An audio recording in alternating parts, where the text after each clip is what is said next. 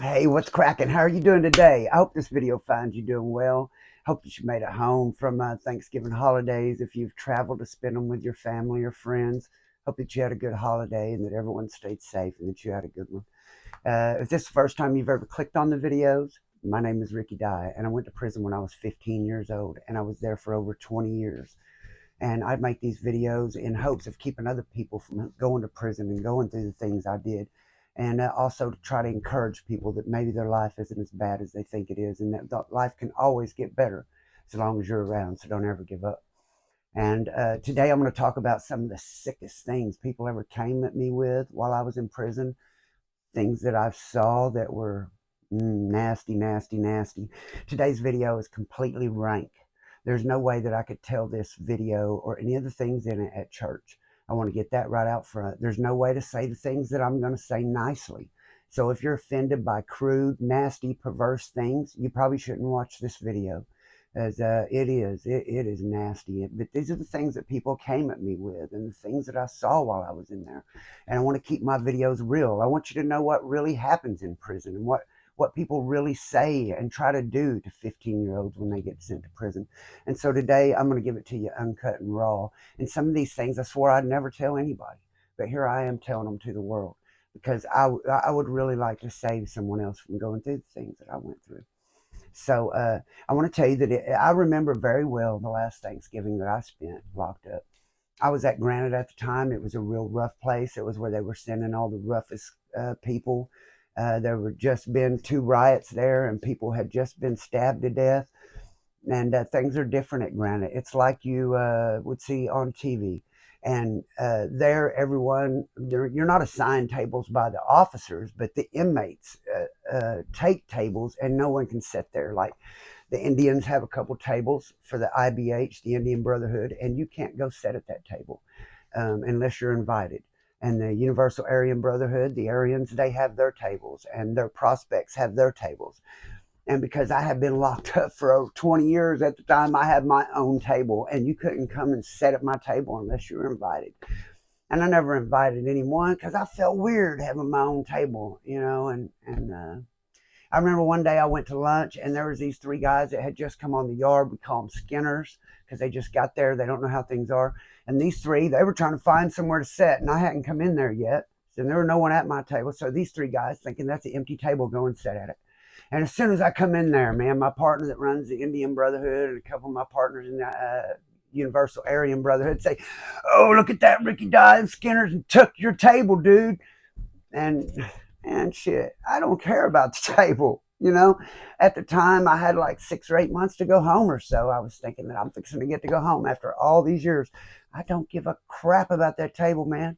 But because of the way things are, I had to go over there. I walked up to the guys like this and I said, "Hey, man, I feel like I'm on a movie or something." That's what I said to them. "Hey, man, I feel like I'm on a movie or something." But everyone here has their tables, and you can't go to their tables unless they invite you. And this is my table, and I didn't invite you, so y'all can't sit here. Y'all gonna have to sit somewhere else. And there was a couple empty tables, you know. And they all started getting up to move, and I felt so messed up about that. I was like, "Hey, man, here, y'all sit with me. I'm gonna invite y'all this time and tell y'all the rules.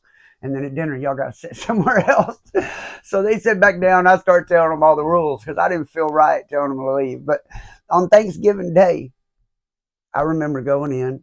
We were all locked down at the time. We had got back out in our day rooms, but then there had been a fight. They were afraid it was going to cause a killing. Locked everyone back in their cells because it was Thanksgiving Day. They were letting us out one day room at a time, pat searching us, using a metal detector on us, and then they were escorting us to the chow hall one day room at a time with beanbag guns and shields to get our Thanksgiving dinner. And we sat down there and eat one day at a time, get up and leave. And I was sitting there by myself, eating this lonely ass tray, thinking this is the last Thanksgiving I'm going to spend in prison by myself. This is the last time I sit here in prison at a table by myself, Thanksgiving dinner. The next one I'll be with my family. And every one since I have been. This one, me and my wife went out. We'd never done it. We watched 3 movies in 2 days. We watched the Marvels first. That movie doesn't belong in the X-Men movies. I'm telling you, I love Marvel movies. I love the Avengers. That is my shit. And I can't believe they put this movie after it. It should have been on Disney for girls. It's still, my wife said it's an okay movie, but it's the worst one in the Avenger franchise, if you ask me. And the next day we went and watched Napoleon. I've been looking forward to it for weeks. Thought it was going to be this major badass movie. And if you've ever watched Gladiator, you know, you got these badass parts, and then you got the parts where Joaquin Phoenix and them are acting. Well, Napoleon is like if you Gladiator, but without the badass shit. Just Napoleon acting. So there's a few battle scenes, and they're from way away, and you see people running, but most of it's a bunch of acting, and I was very disappointed. And the last one we watched was Thanksgiving, the scary one. And it was about what you expected. It was the cheapest probably made out of the three. It was the one that was about what it was expected to be and probably the best of the three. And I'm not into scary movies, but out of those three, it's probably the best one we watched. So those movies sucked. And that's what we're doing Thanksgiving this year. It was a lot better than the last one I spent in prison, let me tell you. I tell you guys in my videos all the time that the fights and stuff, though that's what people like to hear about, is not the worst. Spending that day in that chow hall, sitting at the table by yourself, those are the worst Thanksgivings. The ones away from your family, the funerals, the holidays, all the shit you miss, birthdays, everything. So, but now I want to talk to you about some other bad things in prison. And I'm going to start with the first one. And like I said, there's no way I could tell these things nice. So I'm just going to tell it like it happened. Right now is when you get to, if they're under 15, I get them out of the room. I was 15 when the first one happened. So if they're 15, 16, 17, and they're in trouble and they're doing things they shouldn't do, this is what they're going to run into, is this exactly. Because when I was young, one of the things I had the biggest problem with was that when you're young, people think you're pretty, they want to have sex with you, they come at you with the most perverted, nasty things you can think of. And that's what I'm about to tell you about. So the first thing I'm going to tell you about, I was in the county jail. Now, when I got sent to the county jail, I had been in the Berry House for 5 months, and they certified me as an adult and sent me to the county jail. Kenneth, the 14-year-old, got certified 1 month before me. He was 14. And then the 16-year-old that drove the car was immediately certified as an adult because of his age. When you're 16, murder is committed, you're immediately certified as an adult, have one chance to appeal it and go to a juvenile. So he's sitting in the county jail waiting on his appeal to see if he can be reversed to a juvenile. So now they've got all three of us in the county jail. Thing about it is, catch-22, until we're sentenced as adults, can't put us with adults because we are still technically juveniles until we are sentenced as adults. So right now we're in the middle. We can't be with the juveniles because we've been sentenced as an adult. But until our appeal's over, they can't put us with the adults until we're sentenced. So can't put us with the kids, can't put us with the grown-ups. Got nowhere to put us. So we're in the county jail, and they got us in drunk tanks, man. 24 hours a day, we're in a drunk tank. Let us out 15 minutes, go take a shower and use the phone real quick. While one of us in the shower, the other one use the phone. And you run the shower, the other one use the phone. 15 minutes, all we had. And David was in the cell by himself. Me and Kenneth in the cell together. I remember watching out my window when my junior prom. It was our junior prom, man. All the other kids were going to prom, my best friends and everything. And we were looking out the window at the train tracks. Couldn't see nothing else. And there was wire mesh over the windows at that. And then a drunk tank. So we were in there like a month and a half or two. And then the county jail, my lawyers and their lawyers filed on them for the way they were treating us. No sunshine, no exercise, in this little cell. All we had was a deck of cards and a Bible, man. That was it. It was horrendous for a kid to go through that. And so what they ended up doing is they had a little unit that had 5 cells in it, and that's where they had people who were mentally handicapped who were trying to get out of going to prison by filing that they were insane, or maybe they really were insane and had mental issues. But that's where they kept them, in that little 5-man tank. And there was shit on the walls. It was the grossest thing you wouldn't believe. What they end up doing is moving them out of there, putting them in another tank upstairs right above us, and taking me and Kenneth and David, take us in there, have us clean that little tank up.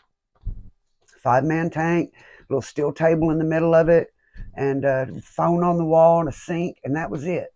And they let us pick which cell we wanted. We all had our own because there was 5 cells and 3 of us.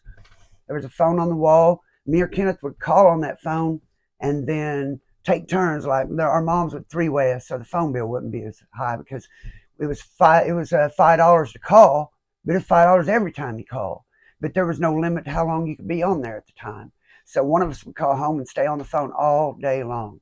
and then we would just make three-ways for the other guys. So we would take turns, keep the phone bill down. Family would be having music playing for us, anything you could think of. So when they moved these guys that were mentally challenged above us, every morning, this guy would get up in the vent and he would say, head them up, move them out, rawhide. Head them up, move them out, rawhide. There was an old Western used to be on TV called Rawhide, and it had a song that was something like that at the beginning, but that's the only words he could remember. But the bass in that man's voice when he would say, Rawhide, and you can holler into the vents. And when you holler into the vents, it's like a mega bass system, man. Everyone can hear it. And every morning, he's up there early in the morning doing this. So we get up there, and me and my fall partner kids get back up there. Hey, man, shut up. You know what I'm saying? Shut up. Now they're trying to sleep. What the fuck is wrong with you? And we arguing with him. And he, I guess because our voices when you're young are higher pitched than when you're older. So he realized that we were young. How old are y'all? Hey, how old are you guys? So we get to talking. Tell him we'll talk to him if he won't holler in the vent in the mornings. We're talking to him. We're laughing about it. And then he all of a sudden he tells us, he wants us to do him a favor. So they got him locked down in a cell. Won't give him no. He can't have any utensils. So they won't let him have nothing except for things he can eat with his hands because he's been flipping out on them. And he can only have finger food. He's taught them a lesson. He found a new way to eat. He just eats like a dog, he said. This dude is out there, man. And he tells us he wants us to shit in a cup and put something over the top so no one can see what it is and send it up to him. I'm like, what are you, shit in a cup? What are you going to do with that? He says, I'm going to eat it. I'm going to eat it. Eating juvenile shit makes you young. It'll repair the things that are wrong with my body. So this dude is seriously going to send us cigarettes down by the guy that does the trays. He takes trays around to the different units. If we'll send him a cup of juvenile shit. And we'll start with that. That's pretty gross. So then I get out of county jail, go to A&R. All right, go from A&R to Lexington. When I get to Lexington, I get a job in the kitchen, and I was working in the back of the kitchen at first, and there's this old black man, and he makes sandwiches. And I've told you in some of my other videos that if you're out, if you're a cook and you're back there in the back of the kitchen, you can get access to the other things that are out. And he was good about going and getting a few eggs and getting some bread and getting some ham or whatever kind of meat he could get his hands on. He'd get a hold of some cheese. And he would make these fat ass sandwiches, man. And when you're up in the penitentiary, you can't get nothing like that. Like, you can get things off the canteen that I showed you on the table in my last video about making casserole. I showed you what you could eat to cook with. But you ain't getting no fried egg and ham and cheese on toast sandwiches, man. Only people that know someone working in the kitchen got the hookup getting something like that. So every morning, you know what I'm saying, I would go in there, we kind of worked around each other, and he would hook me up with these fat ass sandwiches. And one day he comes up to me and he says, man, I've been making you these sandwiches for a while, and you know, I really like you. I said, I like you too, man. Like, no, I really like you. I really like you. And now I'm thinking, uh-oh, here it comes. This dude fixing to bring that buzzard shit to me. He's going to try to, usually they try to come on to you, try to get you to be a girl. And I'm thinking that, here we go. I'm getting ready to fight. No, I need some of your youth. And I said, well, what do you mean by that, dude? Now I'm ready to fight. And he said, no. You don't even know where your youth's at. You know where your youth is? Like, no, what are you talking about, dude? Your youth is in your nutsack. I'm like, no, man, no, man, I don't get down like that, man. I'm not fixing to do that. She's like, well, okay, well, I'll tell you what we can do. If you don't want to, you like to smoke weed? At the time, I didn't smoke weed, but he said, if you like to smoke weed, you can get high, I'll get you high. And if you smoke cigarettes, I'll give you a carton of cigarettes or a carton of Bugler. He said, what we'll do, if you don't want me to put my mouth on it, I'll go outside the cell. He said, you can go in there and do it. You can go in there and jack off. And when you get ready to come, just tap on the door and I'll come in and catch it. I'm like, man, golly, these dudes are sick. So I said, man, If you try to whoop everyone who comes at you when you're my age in prison, young like that, you're going to be fighting everybody. You can't try to fight everybody. So I decided that as long as they're respectful to me, don't try to force me to do something or disrespect me, then I'm not going to fight them over it. But I ain't going to do it either. So I'm like, no, dude, I don't get down like that. I ain't fix to do that, but I won't tell nobody. He said, oh, don't tell nobody, please. Don't tell nobody. I ain't fix to tell nobody, but I ain't getting down like that either. So I have them move me from the back of the kitchen to working in A&R.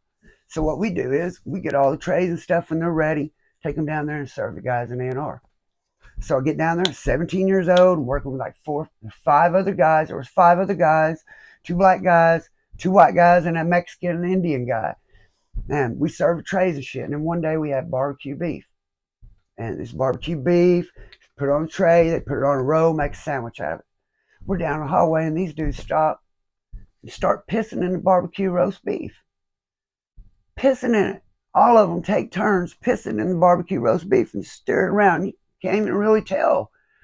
I'm like, I'm not pissing in there, man. No, it's like, man, everybody else, dude, you got, man, I ain't doing that, man. I ain't doing that. But they're afraid I'm going to tell on them because I ain't doing it. It's like, I ain't going to tell nobody. Shit, but I ain't fixing to do that. So I just quit working in the kitchen.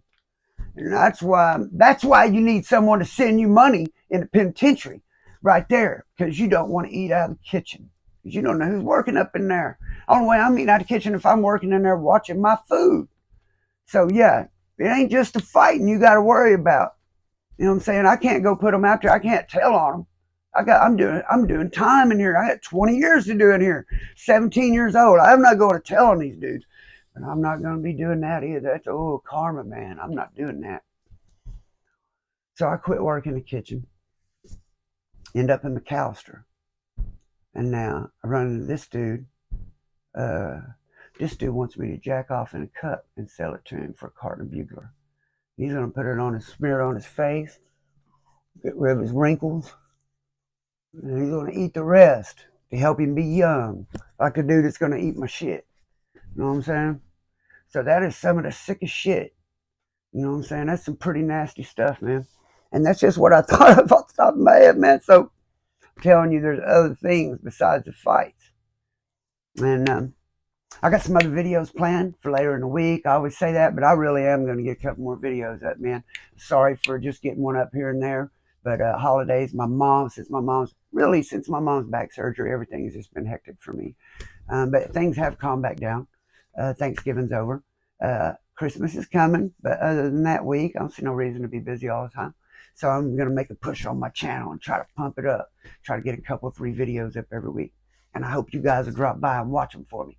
Before I do anything, shout out to the riders and the dyers who ride till the wheels fall off and the dyers keep riding even when they do. Thank you, baby. Thank you guys who've went above and beyond and hit that join button. I love you for it. And thank all you guys for hitting subscribe. If you haven't, please do. Hit the like button. It helps the channel. Drop in the comments. Tell me how you're doing, how your Thanksgiving went. Really appreciate it. I hope to see you guys in the next video. And until then, may God bless, keep, and protect you and your family. Peace out.